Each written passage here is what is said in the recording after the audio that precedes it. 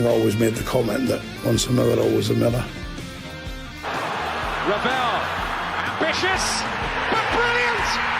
I don't believe it! I swear I do not believe it! Good heavens, he's done it again! Another promotion for the big man. I've got 12 bottles of champagne in my office and we're going to drink them all night. Do me a favour, drop me off in Rotherham.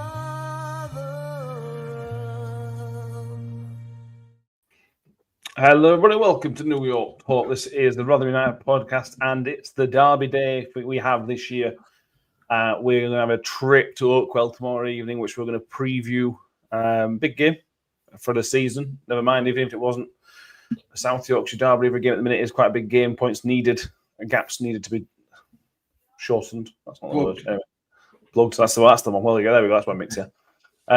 So yeah, we'll preview the game and anything else we can find Mills related over the next hour or so. Mick, how are we? Yeah, I'm all good, mate. Thank you. You? Yes, very, very good. And Danny's back. How's Danny? I'm not too bad, lads. Nice to be on again with you. Excellent to have you all with us. We have people in the comments as well. Steve Grundy, our YouTube user, Terry Fenby, Martin Holland, all with us. Noel John says, evening all, Mark Promise for manager. Richard says, evening all, just in a robin in his garden. Sent it up to New York Stadium. John Morell's with us, as is the Millers 66 as well. Yeah. I don't know. South Yorkshire Derby, guys. Get excited. Get excited about football, whatever. Before we start, if you want to get the Barnsley side of things, we spoke to Tracy from Red All Over. That is up on the scouting report now. Good chat, good interesting chat about the derby itself, what to expect from those guys. And yeah, good chat. I enjoyed it. Let's talk about the derby itself, Mick, because in South Yorkshire, there's a lot of derbies. There's only probably the Manchester area that's got as many derbies and London, obviously. It's such many derbies in such a quite a small area. Where does the Barnsley one rank in terms of hatred levels? Because I think it's quite low down the list on dislike levels. I think it's pretty much bottom of the list, isn't it? In terms of dislike of each other, it's not. It is a derby clearly because we're very close to each other, but I don't think there's any particular dislike between either of the two clubs. Really, it's not one of those. It's not the sort of one with the piggies down the road or anybody else really. Maybe it's almost comparable to the Sheffield United one. It's just sort of it's a derby, but everybody will hate each other for 90 minutes and then they'll all be in pub having a pint with each other for the rest of the week. So it's not really high up there on the list of tense derbies, is it? Did it used to be? Because I watched the Red All Over preview, and the older fellas, Andy and Al, kind of said that it used to be a really quite a fierce derby rather than Barnsley. Or is that maybe just from their side? Maybe because, for example, the Donny one, Donny really hate us, and we don't like them. But I think the hate's quite one-sided, isn't it? Yeah, it's not something that I particularly recall. I'll be honest with you, but it's a subjective thing, isn't it? Somebody else may have another Rotherham fan may have a completely different view to me. So maybe in days gone by it was, but not for me, not anymore. But it's nevertheless it's a derby, it's bragging rights, isn't it? So it's important. Yeah, Fishman says that it used to be toxic in the 80s. Football used to be toxic in general in the 80s. Yeah, far more so than it is now. It's all on social media now, behind a keyboard, isn't it? We can all do it behind a screen. So even I'm good at that. Yeah. Miller's 66 says his wife and son are season ticket holders at Barnsley, so it's fun. So it's a vital game for Miller's 66 tomorrow. Yes. Danny, where does the Barnsley rivalry? We'll talk about the history of the games against each other, which is ugly from our point of view. But is it same for you? Same as me and Mick, where it's quite low down on the. It's still important, but hatred level is very, very low for me. Yeah, same. Like, I'd say I'd rank Barnsley ever so slightly above Sheffield United because that is like the friendly derby, which Wednesday fans like to remind us of all the time. But with Barnsley, I suppose because they're a bit further afield, that I don't know, makes it a bit more fierce, I suppose. Like you've got a bit more time to build it up before you get there. But no, in my opinion, I've never really hated Barnsley. It's just one of them where they're close by and you have a bit of banter with each other. I mean, they were our level for quite a long time, but historically they've always been just a little bit better than us, but not that much better.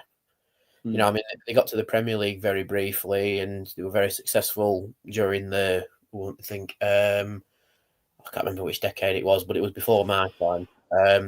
But they've sort of just come back down to our level, and you know, they've sort of replaced Donny as our divisional rivals, if you like, over the last 30 years or so. But I think it is just everyone just likes to gang up on Sheff Wednesday because they're the big one, so everyone just gangs up towards them more than anything. But for me, Barnsley is quite low down the pecking order. I'd even put Chesterfield above Barnsley, to be fair. Yeah, I don't like Chesterfield. I don't know why I don't like Chesterfield. But I don't. But yeah, our record against Barnsley is probably as bad as you get, to be honest with you.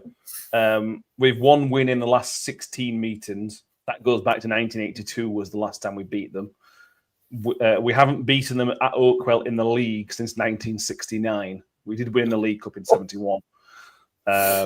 This is a horrific record. I think it's the worst out of all the South Yorkshire Derby. So maybe this is why we don't care, because we keep losing. I mean, that's why we don't care about it as much. There's nothing to brag about, is there, when you're losing like that? Do you remember the win, Mick, in 82? That would have been the 82-83 season. Vaguely. Okay. Vaguely. I remember it. If I'm right, I think it was a night game, but somebody will definitely put me right. In that, in the away end there, which wasn't a stand, it was just a coal heap. I don't think there were even any terraces on that away end from memory. No, 82 were at Millmore. Oh, I thought you were talking about Oakwell.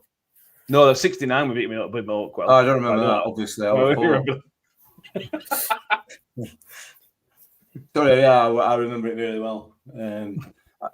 No, clearly I don't remember the Millmore one. Then I thought we'd won it. I thought we'd won it well that year. That's obviously why I was starting to look a bit confused after you'd said we'd not won this in '69. So yeah, I don't remember. I don't remember beating Barnsley. Obviously, we have done in my lifetime in '83, as you pointed out there. But Twice, I don't remember it. No, fair enough. John Hinsel says the Euro is there. It was Seasman's diving header. John Seasman, yeah, good player. Yeah. Paul Rose, not much fun when you work and live in Barnsley. Trust me, I can believe you. Yeah. The most recent one that fans went to was the infamous Alan Stubbs era, where we got an absolute 4-0 battering. And oh yeah, it's funny I remember things, because I remember that being the nail in the coffin to Alan Stubbs. But when you look back, it was in August, and he didn't get sacked till October.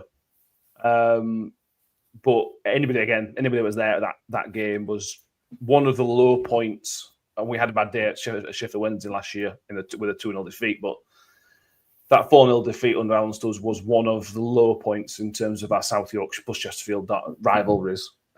Just an abject performance when we went on to get 26 points that season. So it kind of set the tone a little bit. But that was a horrific one. The other two to mention, Danny, are the ones in COVID. We'll leave Mick. We'll leave Mick. But obviously have the one which was at Christmas time, which we came back from having a COVID outbreak where half the team were unavailable. And we only lost 2-1 to a very, very good Barnsley team.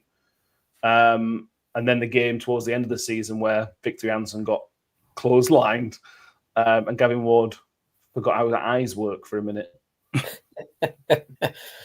It's a shame Victor's still not with us, because he'd absolutely be living up playing Barnsley again, wouldn't he? Yeah. But, you know, good for him. He's moved on to bigger and better things. But no, you mentioned that 4-0 under Alan Stubbs. I'd actually erased that from my memory. That's how bad it was.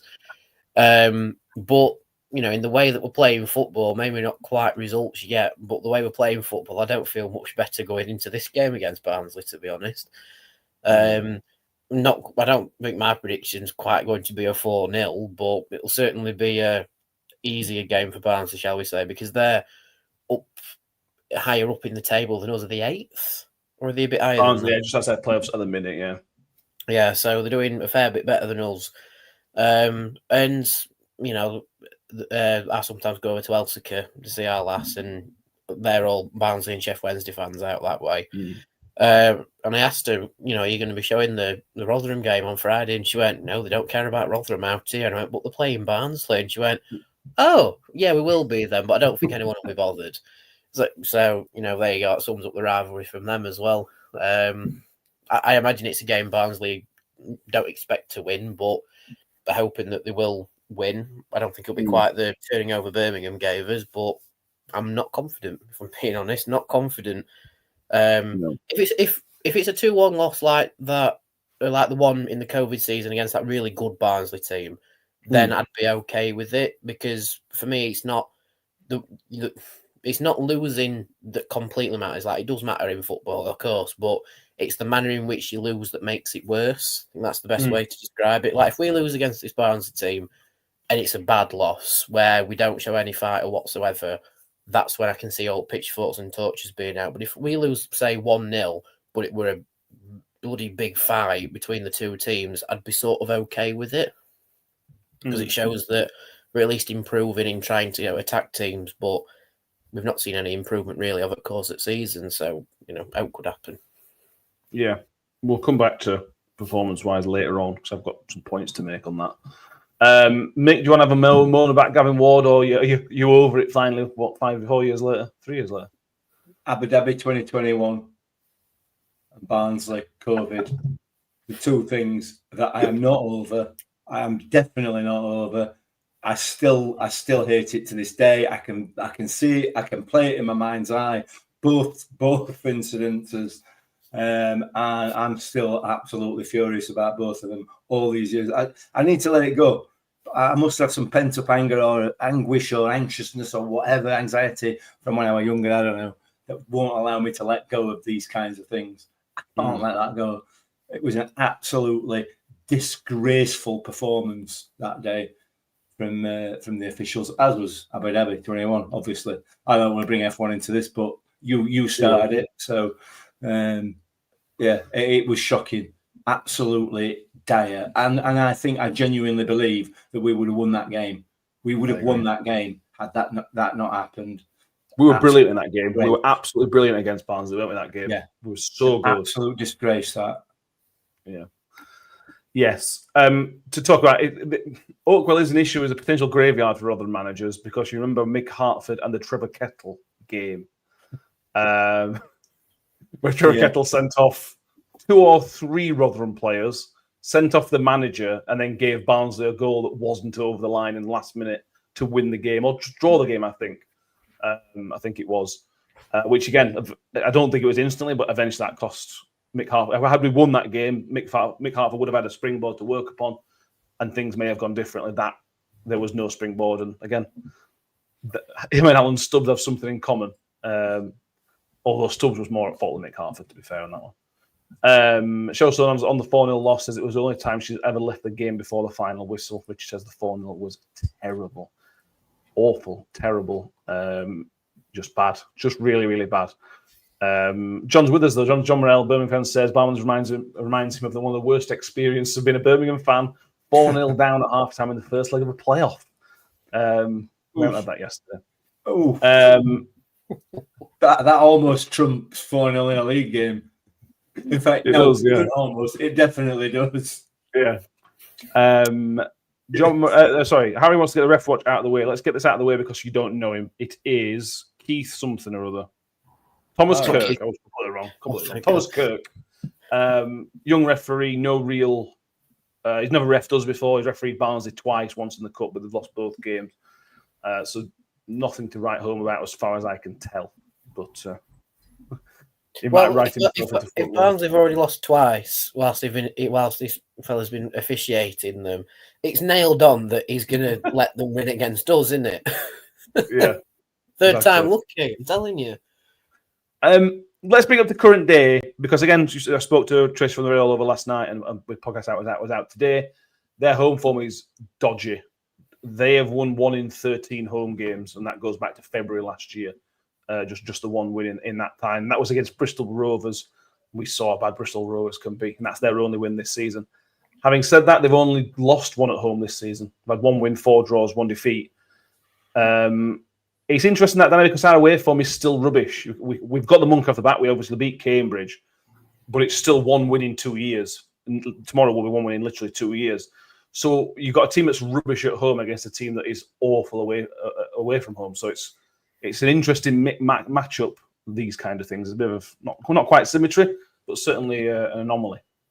Yeah, definitely. And I mean, that one away win for us came against a very, very poor Cambridge side, and we needed until the 91st minute to actually score. But yeah, the Barnsley home form, it's so, I don't even know how to word it. It's just appalling from them, isn't it? 1 win in, what was it, 13, did you say? 1 win in 13 at home, yeah. Yeah, and it's against a Bristol Rovers team that, you know, is mid-table League One at best. I mean, we didn't manage to beat them at home either, but, no. But yeah, I mean, it's one of them where with both teams' form home and away going into it, you would say it's a nailed-on draw because they'll just sort of cancel out each other. But to go to the other end of the spectrum, it's either going to be Barnsley's springboard to improve the home form or our springboard to potentially improve away form where we get that next away win out of it. Because it's all right, Brady, getting the monkey off your back with the first one. It's how you follow it up, which sets the trend later on. I mean, in the season where we beat Stoke and Sheffield United, which was our last away win before Cambridge, it kind of set the trend that we were not okay away from home, but we certainly tried away from home, which we hadn't done in the Championship before that. Whereas this season, we're still trying to get rid of that feeling. And because we're not playing the best football and Evans is sticking to his, look how slow the 2012-13 start was as well, which is bananas, by the way. It's sort of brewing up to be a bit of a confidence booster for Barnsley, like, these are rubbish, then we can proper get at them and get playing our way. So it seems to be stacking against us a little bit. The only positive is that we've got a few coming back from injury, which might make a bit of a difference in midfield, but I don't know. I don't trust this game at all. No. But if you were a Barnsley fan, you'd be going, Rotherham are going to win this, aren't they? They've been rubbish. I think Barnsley have picked up in the last 2 or 3 games. You're going, Rotherham are going to win this. They're going to kickstart their season. Obviously, we're sat here saying the opposite, that we just think that's going to we're going to really get them going a little bit. Let's go into team news, Mick. So the Johnson, Clark, Harris, Liam Kelly, and Sean Raggett are all maybes. We don't know. The answer is we just don't know. The one that we do know, and this is the biggest ball of the lot for me, is Malek Wilks is out. He's the match winner. He's the match winner we have in this squad at the minute. And I didn't think I'd be saying this in August when we signed him, but having Malek Wilks out for Friday is a huge blow for me. Yeah, it is. Absolutely. Massive blow. And if Clark Harris is not back as well, you're going to get Hugo Nombe potentially and a 4-4-2, I would have thought. Maybe. We'll have to wait and see. But yeah, it is a big blow. But on the flip side of that, you know, if we've had a couple of good games from Malek Wilks, he's probably due a couple of quiet games as well. So, you know, arguably, it may not make a huge difference. It's going to be interesting to see what his team selection is. But it is a blow. There is no doubt about it. There is no doubt at all, because he has been the only spark that realistically, with the exception of Nombe at times, and Humbo when he's been given a start, which is, you know, not very often. I think he's being kind. It is really the only flash of any sort of spark, as I say, that we've got. So it is a worry. I'll have to see what he decides to who he decides to replace him with, if he decides to replace him in that formation. Well, he'll have to replace him one way or another. So he'll either go. Yeah. He has to go either a winger for a 4-4-2 or a winger for 4-3-3. The question is, Danny, does he go logically and go, okay, Joe Humbo is a left winger. That's his position. He was brought up in that position. That's what he does. or do I play the left back Cohen Bramall as a left winger? And that's the concern with him. I don't think he trusts Joe Hungbo. I think he trusts Cohen Bramall more. And if Cohen Bramall was really good against Cheltenham at pushing from deep, and he's not a left winger, so that's my concern that he'll play Bramall as a winger again, and that would be stupid for me. Yeah, I mean, it's turning into a bit of a Ten Hag situation with playing players out of position and hoping something happens. But yeah, I mean, Bramall's always been better at being behind the wide midfield, the wing, or whatever you want to call them. And then potentially going on the overlap. That's how he did it under Paul Warne, and he was good. His crossing ability did have big question marks at times, but it was always better on the overlap and running beyond the wider player and creating an option down the side, whether that was to cut back inside or attempt to cross the ball, whatever. So having Bramall as the advanced player sort of gets rid of any covering behind him, and I think Bramall was either the cover in behind, and then the person in front of him then became the cover as he advanced forwards, and vice versa. But if you just take away any sort of other player on that flank who knows how to do the overlap effectively, then Bramall just becomes a spare part on the left side of midfield who doesn't go back and potentially doesn't go forward because he's just sort of stuck there. So if anything, I would have Hungbo on that side because he creates a pace option. But like Mick mentioned earlier, I don't think Evans trusts Hungbo on that side. Because if he did, we'd have seen him start a lot more. Yeah, and also Martin Holland's just put in the comments that there was a reserve game midweek, Hungbo scored. Not only did Hungbo scored, Hungbo played 90 minutes in the reserves on Tuesday.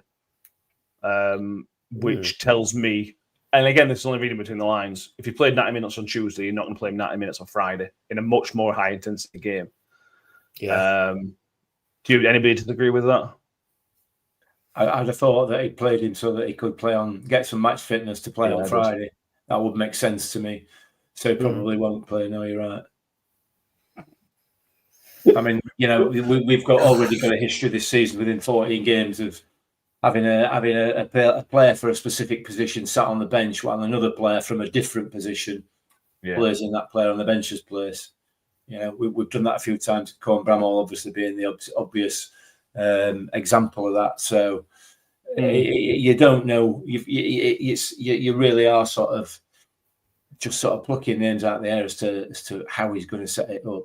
He probably don't know until he gets that blank sheet of paper or a sheet of paper with 1 to 11 in front of him, and then he just kind of I don't know whether he's got it on a board on a whiteboard and he just throws magnetic names at it and see where they land. I don't know. You know what I mean? He's got the names of players on magnets and he just lobs it at a whiteboard and see where they land over his shoulder, perhaps, so you can't see where they're going to land. Who knows? Yeah, I reckon it's one of those bingo ball machines. Like, pick a position, turn the wheel, and just go, right, who's playing left back? It is number 7. Yeah. Oh, there's also, you could put Powell out there. You could put Powell as on the left-hand side and bring Liam Kelly in, potentially. Yeah.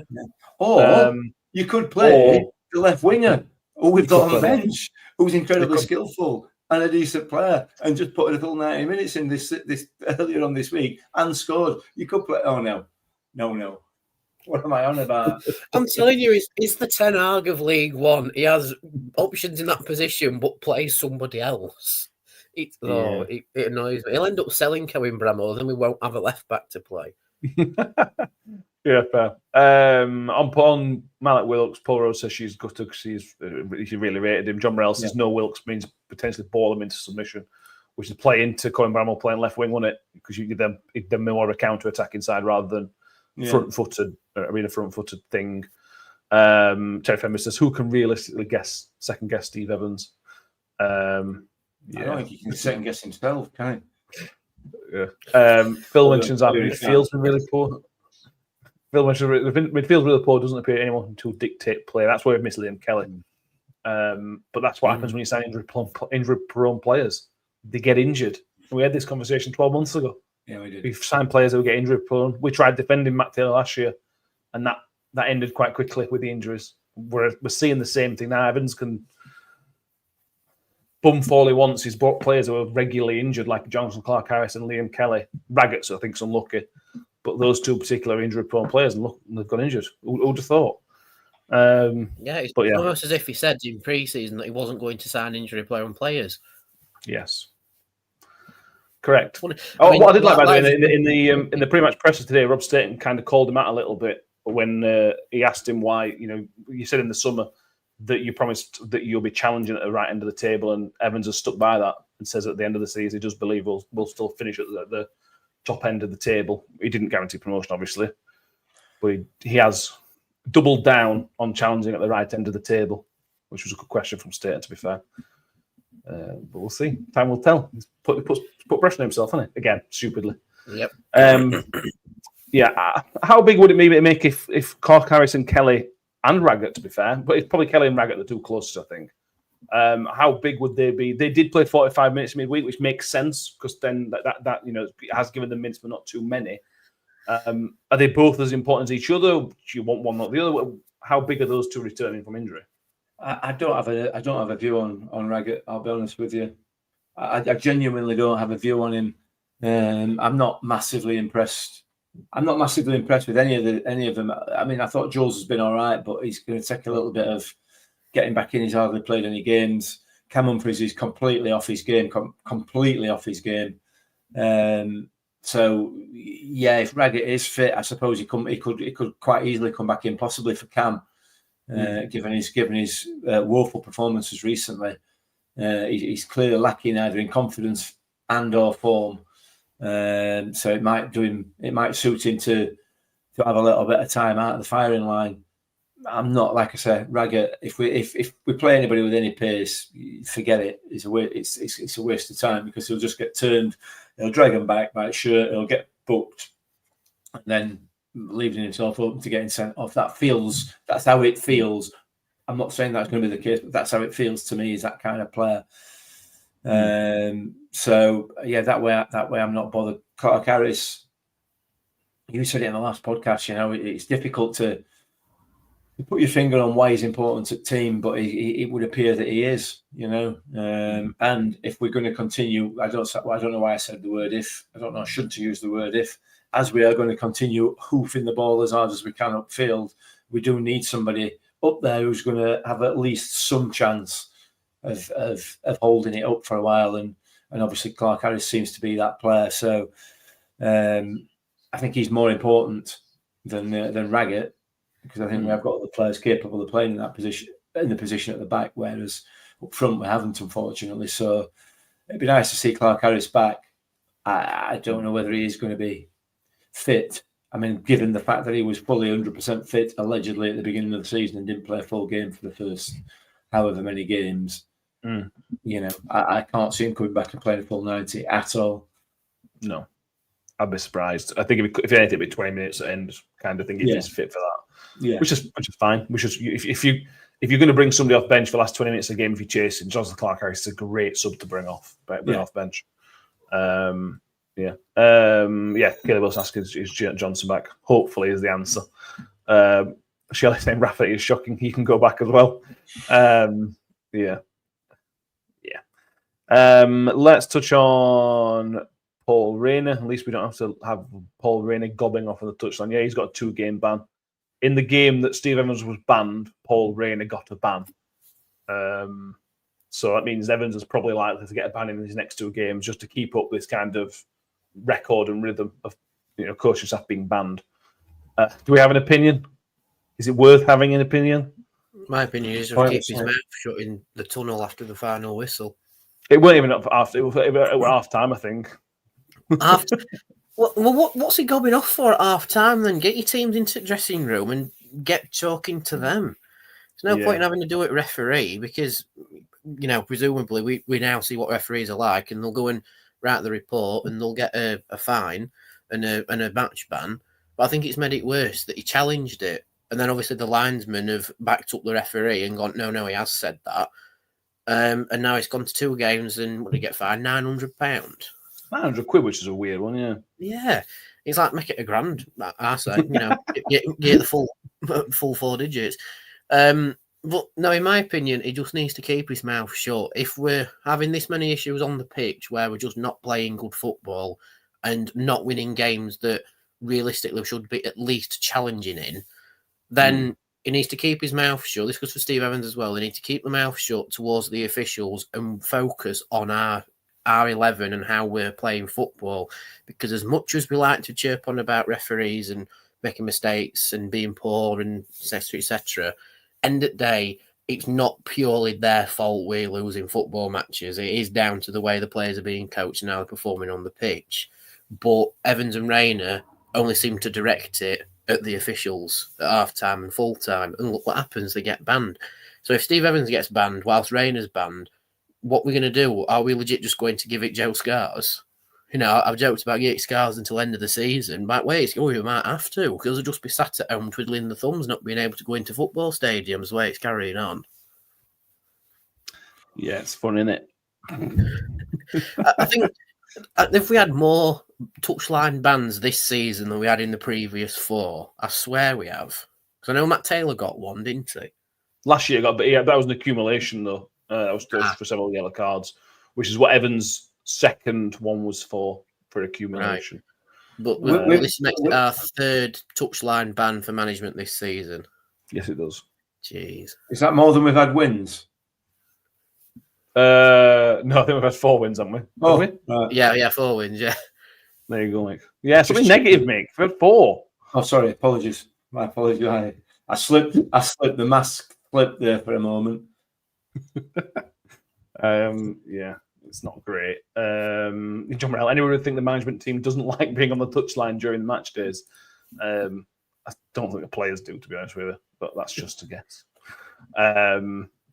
Yeah, it's not great, but what can you do? They're never going to change. This is what they were like first time round. They're not going to change. While ever they here, get used to it. That's all we can say, really. I was not going to defend them, even if the referees are terrible. Anyway, what's the point? What's the point in talking about it? It's just a waste of time, isn't it? Something that maybe is worth mentioning is Nick Hammett. Nick Hammett says, thoughts on Evans' comments, it sounded like he wanted to get rid of a few people that couldn't due to contract. Yeah, he had a bit of a dig at players on long contracts at the club, signed before he got here. And I've had a think, and I've had a kind of a look through as best as I can. And the only person he can be talking about is Jordan Hugill. I can't think of anybody else who's on a longish term contract. There's Jordan Hugill and Sam Nombe that are in contract for another year that were here before. But Hugill was given the option to potentially leave in the summer, and he chose not to. So is that? It was his option. That's I think that would be what Evans might have said. Right? It wasn't a club option. It was a Hugill had the option to leave. We didn't have the option to get rid, so we're stuck with him. Well, you could have sent him on loan then, or just you can try. Somebody's got to take him. Who's going to pay anything towards Hugill's wages? That's the thing. Yeah, true. Well, if we wanted to rid of him that badly, we would have accepted anything to get rid of him. Well, that's the thing. I don't think anybody bid for him. I think if anybody bid, Jordan Hugill would have wanted out of this football club. Is my bet. And reading between the lines, Steve Evans is unhappy with that. And again, I'll load the team stats up now, and we'll go. There's nobody else. If he is including Sam Nombe in that, I mean, it'd be the second time he's had a pop at him since the start of the season, because he did it after the Exeter game. So the three that are in have at least 2 years left in the contract and were here before is Jordan Hugill, Sam Nombe, and Teehee. Those are only 3 that were here before Evans came in and that have at least 2 years left on their contract. So maybe it's Teehee. Maybe the rumours of Teehee not wanting to be here. Maybe there is something in that. And Evans, I don't know. This is the. Yeah, I just think it's a stupid comment again, because it gets us talking about something. Like Nick's mentioned, us and Nick won't be the only people that have noticed it. The players will notice it. So if you're one of those 3 players, you were thinking, oh, did he not want me? Oh well, I'm not going to play very well, am I? I just think it's another careless comment, Mick. I don't know what you think. I think it's another example of trying to deflect the responsibility for bad performances onto something that he didn't do. That's all I would say. If you've got players that can't be bothered to play, then it's your responsibility as a manager to actually get them to play. to create an environment in which they're willing to play, which they can play, and which they are going to perform in. The willing to play bit is a side issue, really, because that shouldn't be an issue. That's what their job is. So it's your job as a manager to create that environment that they're able to play and perform at the best of their ability. If you can't do that, then I don't know, blame previous manager. I don't know what it is. It's just another deflection. I mean, I don't know. I've not seen the interview, so I don't really know the context of it. All I'm doing here is taking it potentially, totally out of context. I don't know. But on the face of it, from what you've just told me there, it's just a deflection, isn't it? It's not my fault. Yeah. Yeah. Let's try. I want to try if we can not to go down that route. You know, we've done it for many podcasts now, and it's boring. People are fed up of it, and rightly so. Well, I'm fed up of it. I'm sure other people are as well. But you know, he's got to get this team ticking, and it's just another example of calling players out potentially. Yeah, it's not even a clever way of calling some players out, because we've just narrowed it down to three people, so it's not very clever either. If you want to distract, that's fine, but it's not a clever way of doing it either. Now, you wouldn't expect it to be clever, would you? You know, we're not talking about a management team here, you know, that are blessed with a massive amount of wit. You know, they are very much custard pie, aren't they? Rather than, you know, anything more subtle than that. Okay, very yeah. Well, I mean, they are, and again, that can also be a good thing, you know, because you can read exactly where they're coming from, and you can see when they are passionate, when they're genuinely passionate, but you can also see the negative sides of it as well. So I don't think it's anything clever or anything else. It's just simply on this occasion, or it would appear, if I'm getting the context right, just another deflection tactic. Yeah, it was something he brought up as well, unprompted. Right. Well, there you go. Yeah. No, Joseph, you can tell Hugo isn't interested in playing for us. It's just collect the wages for doing nothing. I'll be honest with you, his manager, if and this is an if his manager's talking about that in public, I wonder what he's saying behind the scenes, and I probably won't be bothered about playing for him either, if that's the kind of the way he's constantly talking about it. John Morales, the only reason he's mentioned it is to force someone out of the club in January. Also adds, let's be honest, he is stupid, and it was a stupid comment to make in public. Yes, it was a very stupid thing to say. We'll wait and see. I suspect there'll be follow-ups on that over the next, if he's still here, there'll be some follow-ups on that over the next 2 or 3 weeks. We have an international break around the next week, so this is the week we have a game, and then there's a break, then there's another game, and then potentially another break because of the FA Cup second round weekend. But are we not in that? We're having the break. Are we not in FA Cup?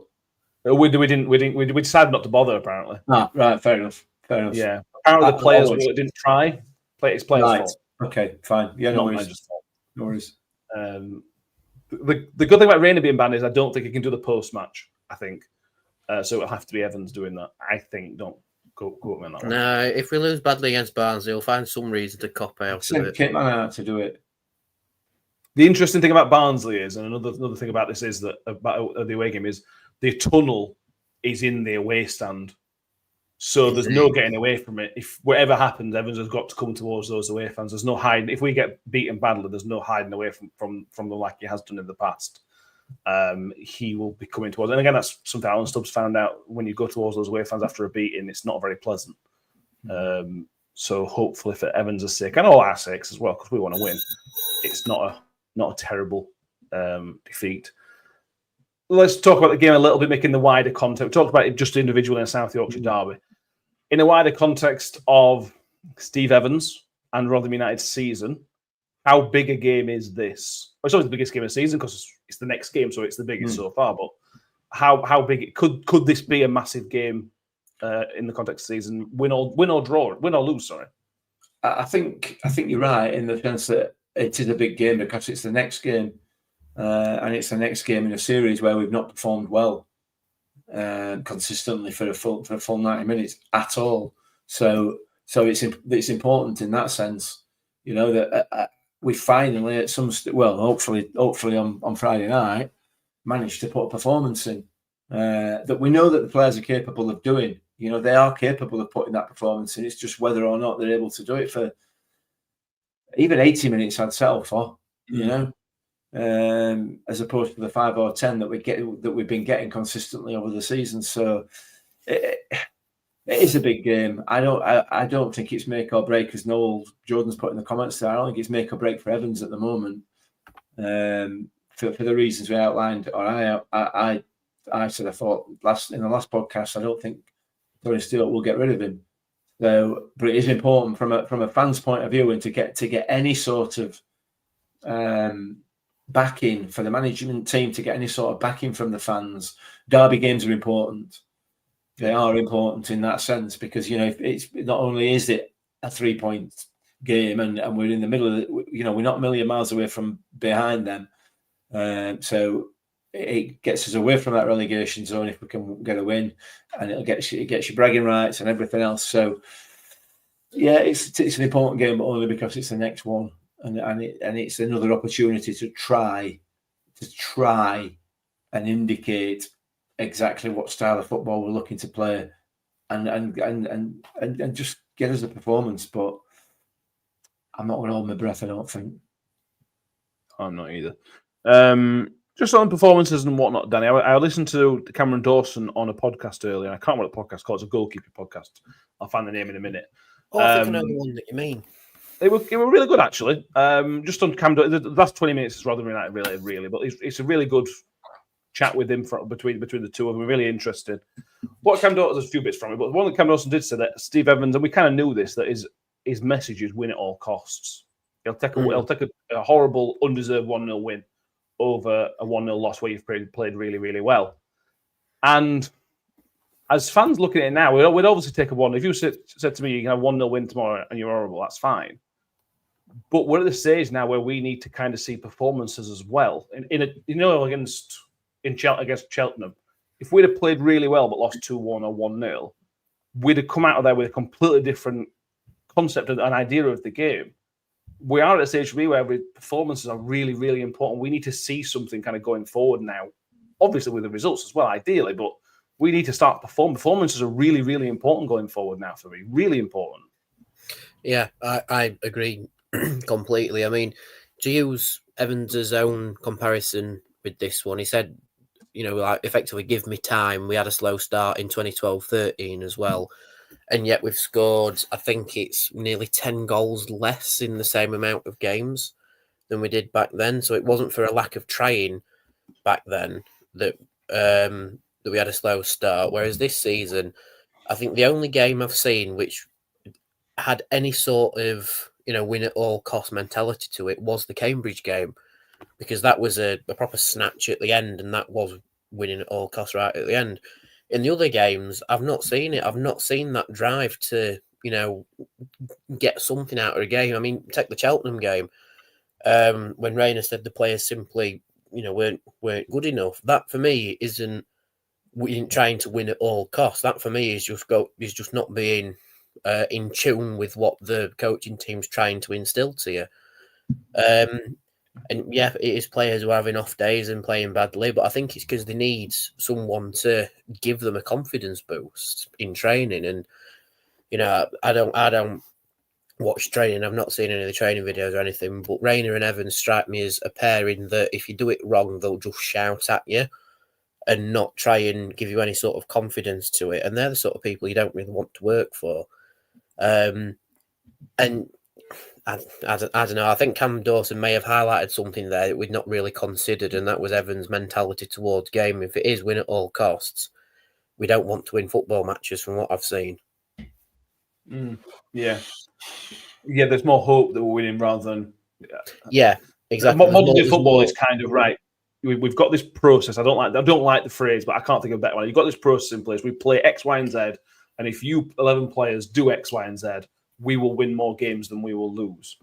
Whereas at the minute, it feels like just do your best, try your best, and we'll hopefully win some games.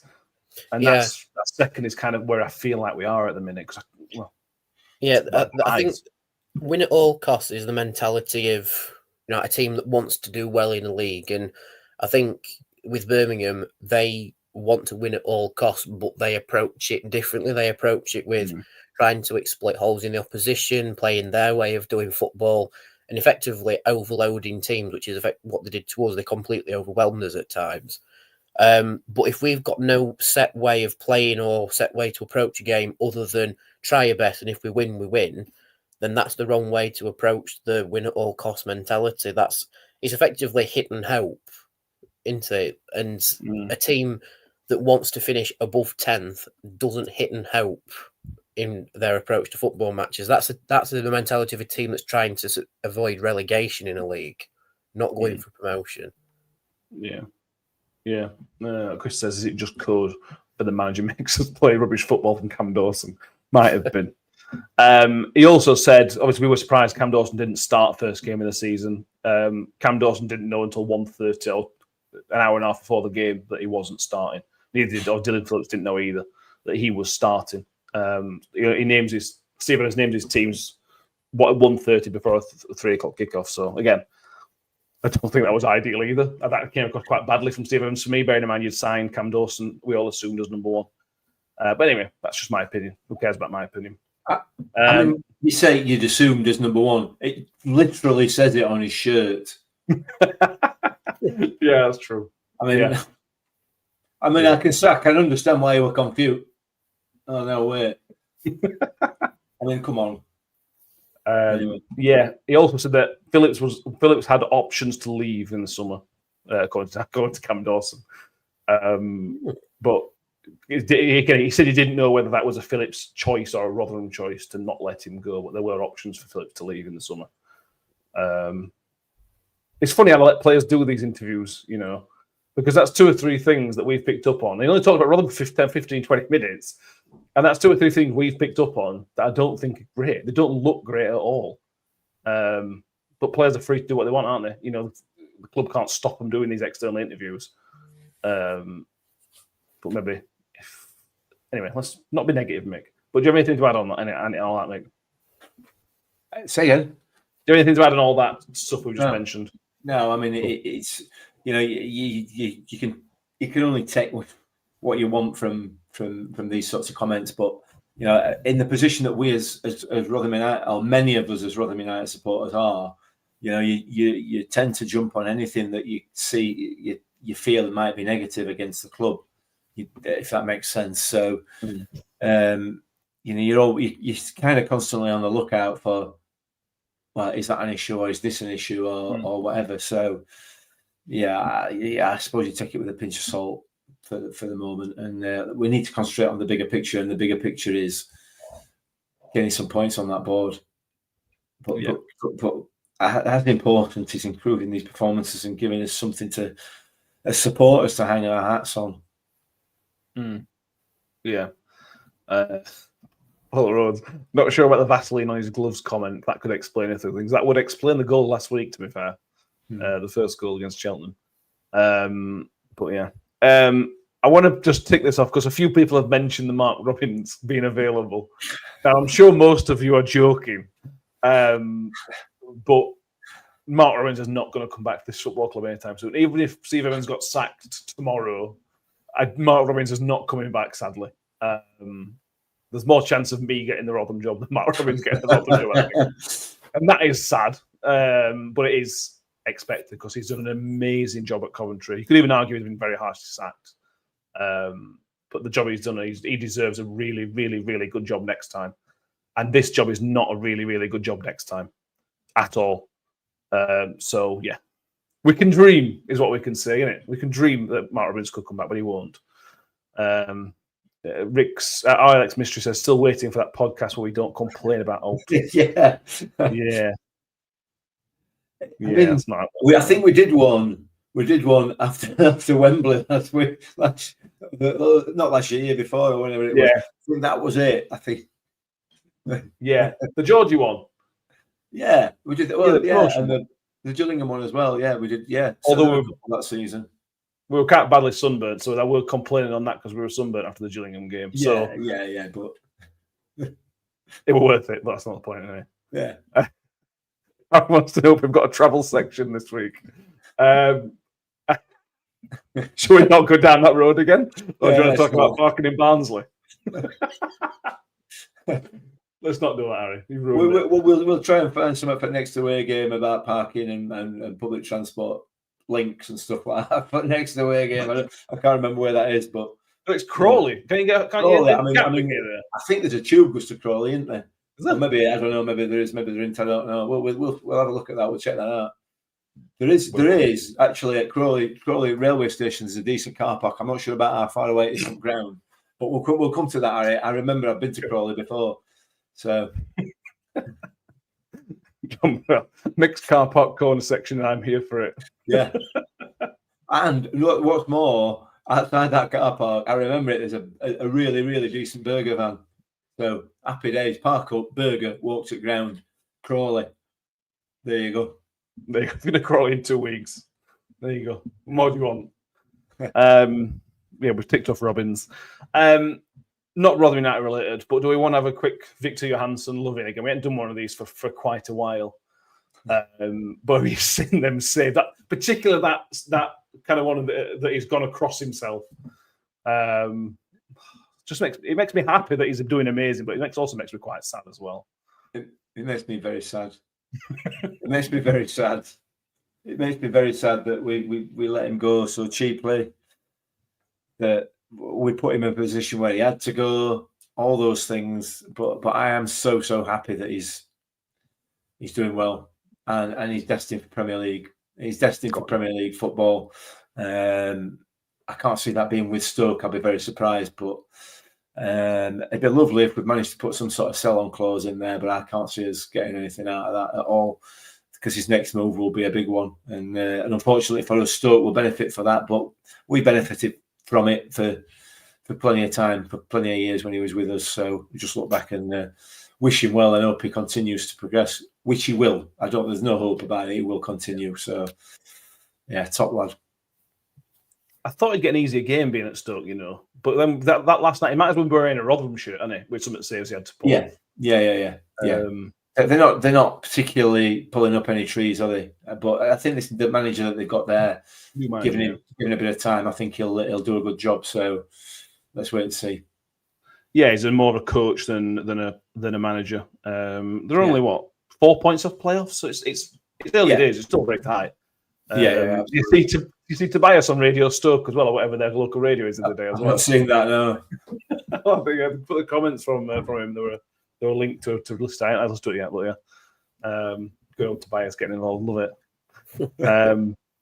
Danny, do you want to gush over Victor for a minute, or are you going to make it too sad? Yeah, I'll happily gush over Victor. I actually managed to catch the highlights of both the Stoke games, Blackburn and what's one before? Derby with the own goal were funny. Yeah, that were a bit of a calamity, the goal for Derby, but they won in the end. But no, in both games, he pulls off absolutely tremendous saves, and Lord knows how Tobias feels about it. But even when I watch it, it's like, oh, that's my boy, because we've seen him do it at Rotherham countless times. But yeah, I hope Tobias soaks in everything from the players' lounge to is it Swedish Stoke? Is there Swedish fan base? There is a Swedish Stoke City fan club in Sweden. Yeah, yeah. So I hope he's part of that and everything. And yeah, Victor deserves everything that's coming his way now, and hopefully someone takes notice of those terrific saves and he gets another step up the Football League. Yeah, but they are still we will be seeing but we'll be dragging Tobias back to Rotherham at some point shortly. So yeah, they won't forget this horrible little club. We're stuck with them forever. It's worth noting the fine print of that says kicking and screaming as well, Matt. Yeah, exactly. All right, we've had a positive minute. Let's go back to tomorrow night. I just see the game playing out, Mick, I suppose is the question, because it's going to be tough. It's away from home. Oakwell's one of those places. If they do get going and the fans get behind them, it's under the lights. The home teams, we've seen it in New York City, the home team getting a roll when the fans get behind them, and that is a real concern. But you've got to keep them quiet and hopefully score early. Put them back in the box a little bit. You don't do that. Yeah, that could happen. I mean, I could be sitting on Euro Millions win and all tomorrow night. We'll have to wait and see. 3 points in a Euro Millions win. I'll have that. Yeah, it's important. It's important that we keep it quiet for the first 10 or 15 minutes if we can. I don't believe I'm saying this because we're going to be 3-0 down on 7 minutes, aren't we? Or even 3-0 up. Who knows? But yeah, when you look at the form of both teams, our away form, their home form, this should be a dreadful game in reality, And as John Morell put there, it's got disgusting 0-0 written all over it, and it has. Yeah. But whenever we all say it's going to be disgusting 0-0, that you end up with a 4-4 or a 5-5 or something stupid, don't you? So, given the form of both teams, I can't see that happening, and I would argue that it's probably going to be a really, really, really poor game. I don't see us being able to step it up for any period of time, any sort of sustained period of time throughout the 90. And looking at what how Barnsley have been performing this season, I doubt that they will either. So yeah, I think it's got a really, really dour game written all over it. I hope I'm wrong. And there is potential, like you say, under the lights and the TV cameras there and everything else, that there is potential for it, but I'd be surprised. I hope I'm wrong, but I think it's going to be a bit poor. Yeah. I got the feeling that the first goal is going to be vital in this game because I can't see it being a 4-4-3-2 kind of game. I think it's going to be a fine margins affair. It's going to be whoever makes the most mistakes loses. I think it's not going to be a game of quality. I think the first game is going to be absolutely crucial. Yeah, I agree. I think like you've just summed it up perfectly there. The team that makes the most mistakes loses. And if Cheltenham's anything to go by, which was a very strong 11 from us, it may potentially be us that makes the most mistakes and gives Barnsley the better opportunities to score. Whether or not they take them is, we're going to find out in over 90 minutes tomorrow. But no, it's a weird feeling to have because I had this feeling at this time last season, thinking we were going to get battered by Sheffield United. I was fully ready to get absolutely trounced in that game, and somehow we won 1-0. So it's a weird feeling to have that in League One, but it's just a question of, do we actually have the willingness to do well in this derby? Because the way we're playing a football, it's going to end up like the Sheff Wednesday derby and not the Sheff United derby, where we went into that again expecting to be absolutely trounced, but we played awful and the 2-0 scoreline flattered us, really. I think it's going to go same way as that one, which is a shame, but that's the mentality that the way we've played football's given us this season, and I suppose the tactics and the way we approach games is to blame for that. Because I just don't have confidence in the way we approach football matches. And it's a shocking mentality to have in football, thinking you're going to lose every week, because we won't. We've proven that this season because we've won 4 games. But the games that matter and the games that look winnable aren't to us. And I think on paper, if you look at our squad, we would be beating Barnsley and we would be challenging at the top of the league, but we aren't. And that's why it's a worry for me. Yeah, if you listen to the scout, you'll kind of hear this. But last 2 or 3 games, they reckon they've kind of picked up. They've kind of found a little bit more of a settled 11, settled system. And the last 2 or 3 games, Barnsley, Tracy said that they kind of picked up a little bit, which is not ideal. I do like that manager. Darrell Clark's a really, really good manager. Did great things at Port Vale. And I think he's destined for probably the next level at some point. Whether that's with Barnsley or not, I don't know. But I do really, really like Darrell Clark. But hopefully he fails miserably on Friday night. You mentioned the Sheffield United one from 2 years ago. You're right, Danny. I think we all did expect a batter. And the difference is that Sheffield United team was a brilliant team. This Barnsley team is not a brilliant team. We're sat here worried that an average Barnsley team are going to beat us up. And that's a really sad state of affairs, really, that we're coming into, really. Yeah. But we've been beaten up by some bang average teams already this season at home. Exactly. That's why. Yeah, exactly.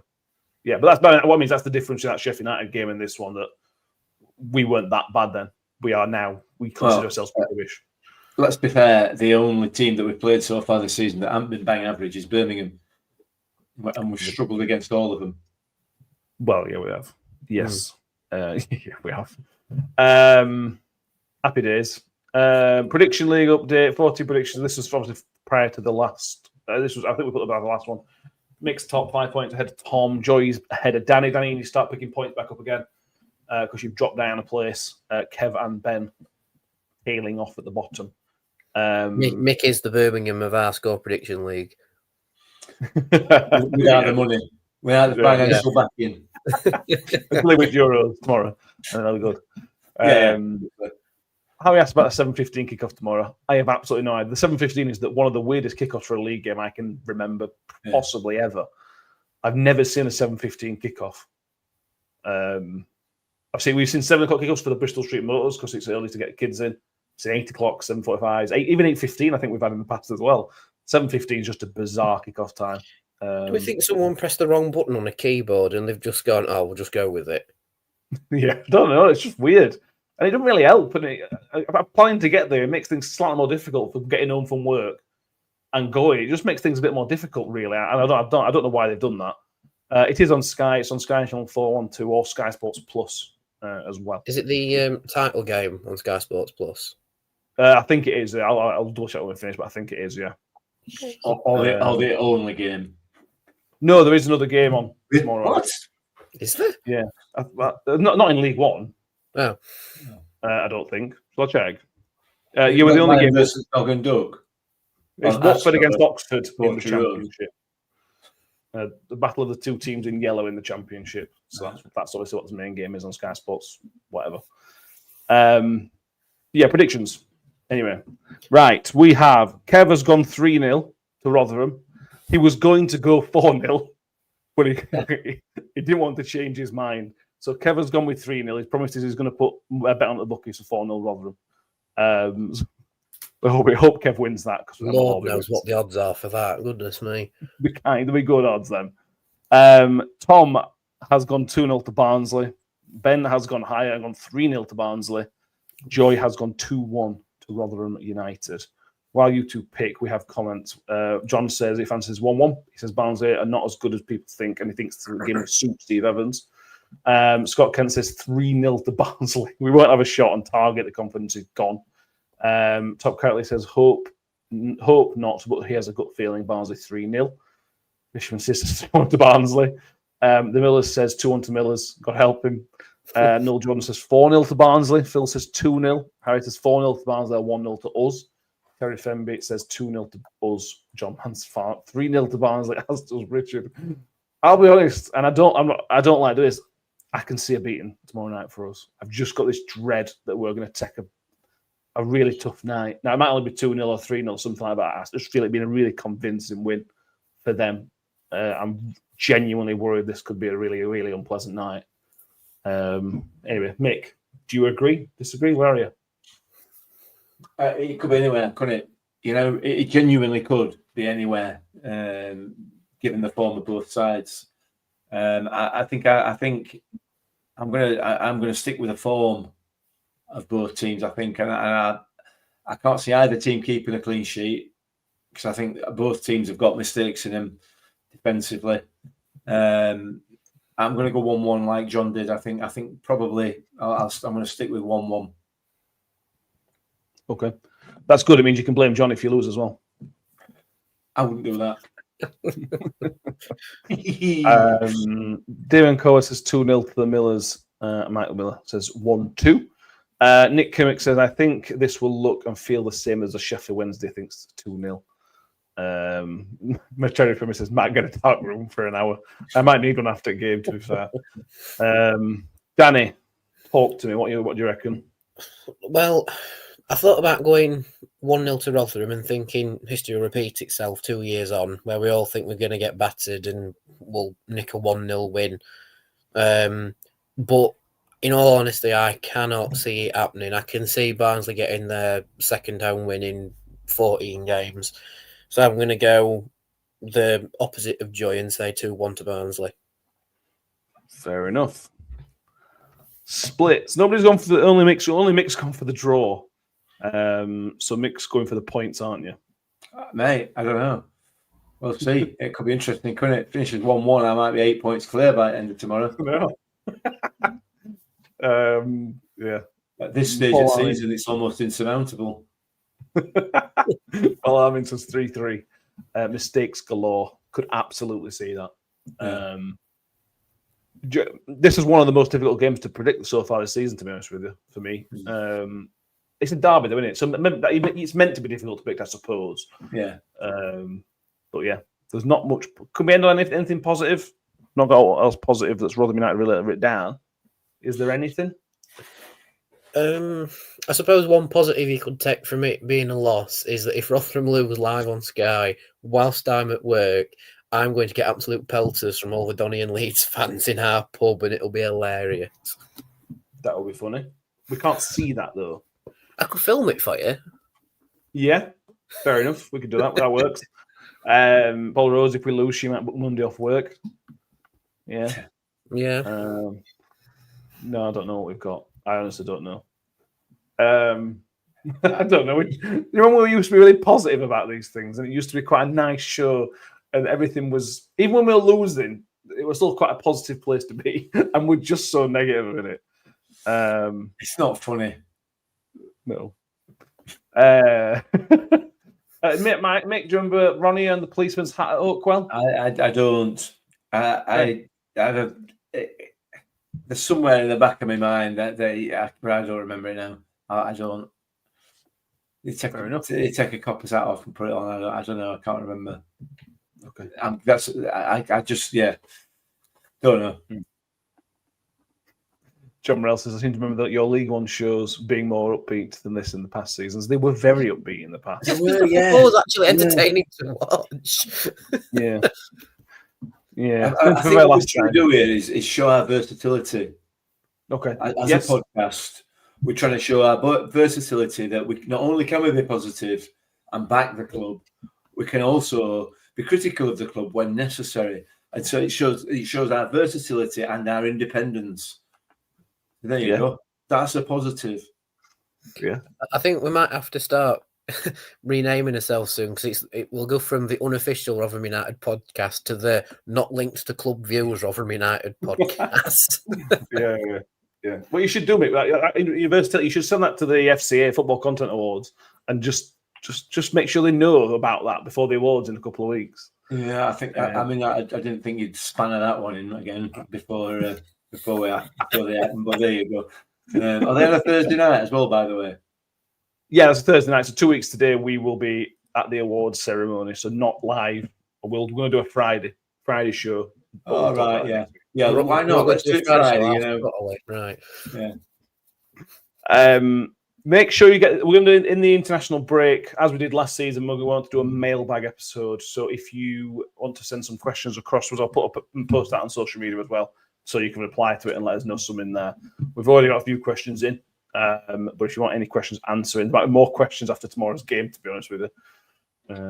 But I've got one then. People in the comments, if you're going to watch that show, if you're going to watch the mailbag show, write in, what would your question be to Steve Evans? Okay. Ooh, that's a good one. Just to get on. We don't have to pretend to be Steve Evans to answer him, do we? I don't know. Well, yeah. That opens up all sorts of unprofessional comments in my mind. Yes. None of which I'm prepared to share publicly. So email those in RUFCpod @gmail.com, or if you just want to send us a direct message on Twitter, they're always open with the DMs.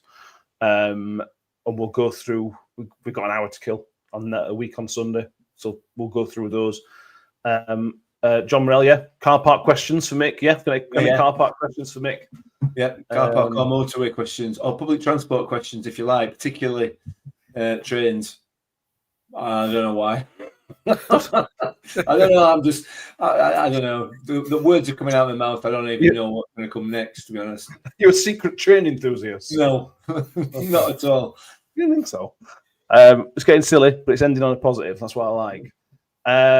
Scott Kent, Harrison Duncan scored 2 at Accrington in the week. 5-2 win. Harrison Duncan with 2 goals next John Stones doing his bit for the reserves in the Cup League, whatever it's called, the Alliance thing. My question is though, has John Stones ever scored a brace?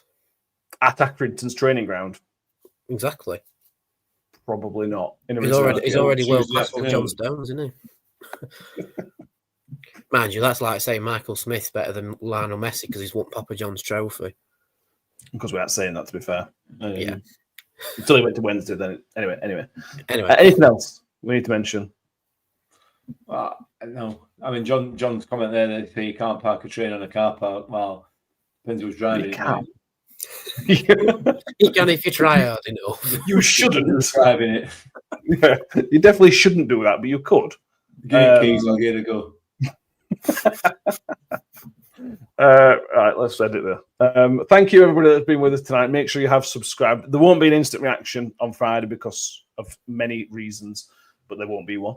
But we'll be back on Sunday evening or earlier. Who knows? There's emergency podcast. You never know. We'll be back Sunday evening for the full review of this show, and hopefully it's a positive one. We're so praying for a positive episode on Sunday. We get a nice win Friday night in South Yorkshire with a really, really lovely to talk about. Hopefully is the word. Mick, thank you very much for being with us tonight. It's been somewhat. You're welcome.